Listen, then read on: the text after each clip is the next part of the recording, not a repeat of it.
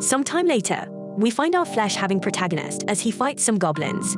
These overweight goblins are very dangerous in large groups, but Rentt uses the layout of the dungeon to isolate a couple. Rentt has evolved into a ghoul and finally has some muscle. Now he is more agile compared to when he was just a bunch of bones. However, what is most surprising is that his mana, spirit, energy, and divinity have all increased. Our boy is getting stronger quickly, as he can now not only strengthen himself but his sword as well. He does just that to separate the goblins' heads from their bodies, and wonders if he's now even stronger than when he was a human. Just that, and right here is fighting in the distance. And we see that it's the girl from the guild. This blonde chick makes quick work of a weak skeleton monster, and Rentt rejoices as it's been so long since he has seen a human. Rentt has to stop himself from approaching her as he reminds himself that he's hideous and disgusting, looking like a ghoul with skin that is barely attached to his body. If he walks to her like this, then she will surely try to end him or run away. He decides to watch her from a distance, like a half-dead creep, and notices that he has never seen her before. Rentt determines that she must be a rookie and explains that he knows practically every adventurer in the town. He knows them because adventurers can be tough people. They tend to make fun of weaklings like our boy, so it helps to know their abilities and who their friends are. Rentt keeps following her like a stalker and watches as she encounters another skeleton. He can tell that she was well trained, but she's still weak, and she needs to land a lot of hits. Rentt knows that she's waiting for the perfect time to strike, but points out that she isn't paying attention to her surroundings. This proves to be a grave mistake, as she is pinned against the wall, but she shows her resolve to become a real adventurer. She heroically fights back, but the skeleton just overpowers her. With no other choice, Rentt rushes to rescue her, and she is shocked to see a hideous ghoul. Rentt wishes she would attack the skeleton while he has it distracted, but this girl is pretty useless. Rentt just slices the skeleton in half and goes to check on the girl. Unfortunately, he still sounds like a zombie, so she freaks out when he tries to tell her his name. Rentt makes it clear that he is not her enemy by tossing his sword, and she realizes that he's trying to talk. He explains that he is Rentt the adventurer, and she wonders if he is wearing some kind of disguise. Rentt can't even explain what really happened when he died, but he is still alive.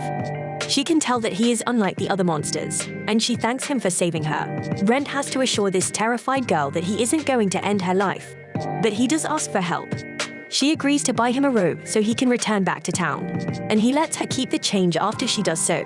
This girl introduces herself as Rena, the daughter of a knight, and she promises to do this for him as repayment for him saving her. She leaves, but Rentt can't help but notice how cautious she is around him.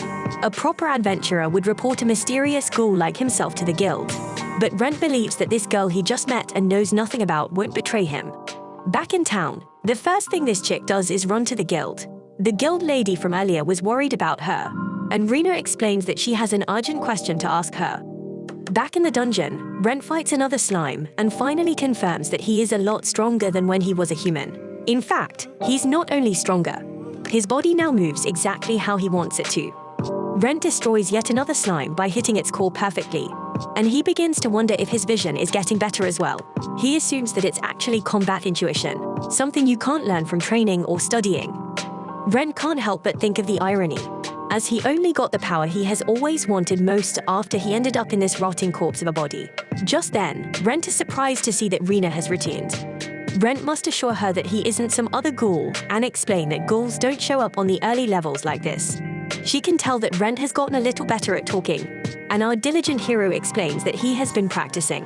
Rena has brought him some clothes, but he gets startled when she tries to give him his change. She apologizes for still being terrified of him because he looks like he was in a bad car accident, and tells him that she will eventually get used to it. Rena thinks she did a great job picking clothes since the robe will conceal his whole body, and it's something a maid would wear. This nice person got him some other things as well, and she explains that she had to ask someone where all the shops are since she is new to town. Aside from boots and gloves, she also brought some bandages. This chick has surprisingly thought of everything, as she explains that he can use it to cover his arms and legs.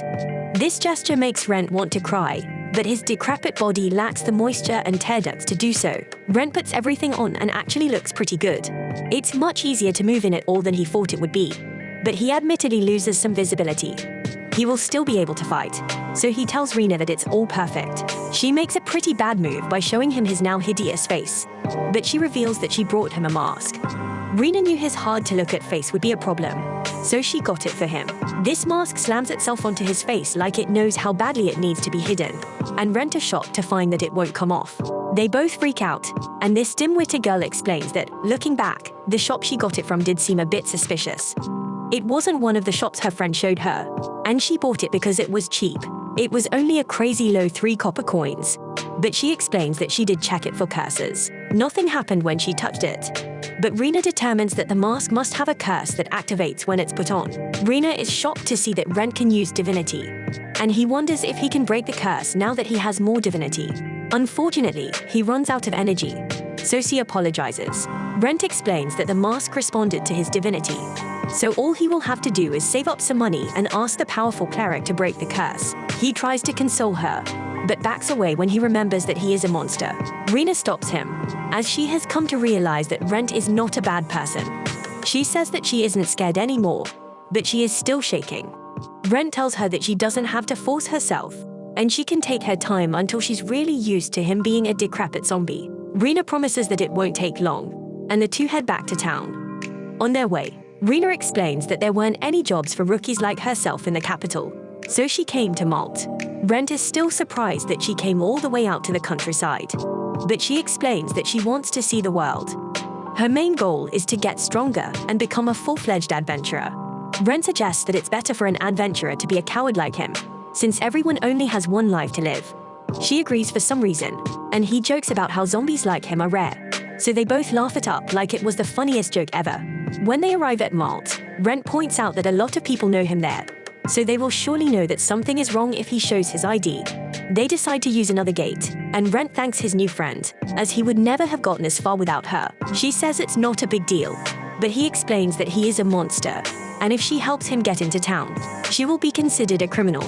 She could lose her adventurer's license, and he doesn't want to cause her those kinds of problems. This girl is determined and explains that if it weren't for him, she wouldn't be alive. The skeleton would have ended her, so she doesn't mind risking her life for him this one time. At the west entrance, their identities are confirmed as adventurers, but one of the guards has some kind of problem with Rentt's unusual appearance. The situation gets tense as they demand to see Rentt's face. Rena brilliantly explains that Rentt's mask is cursed and he can't remove it. She then says that his voice is all messed up because he was horribly injured by a monster, and Rentt chose his disfigured ear as proof. Rena tells them that he just bought the mask to hide his hideous guards, but it turned out to be cursed. The guards feel terrible about his awful luck, and Rentt even offers to let them pull the mask.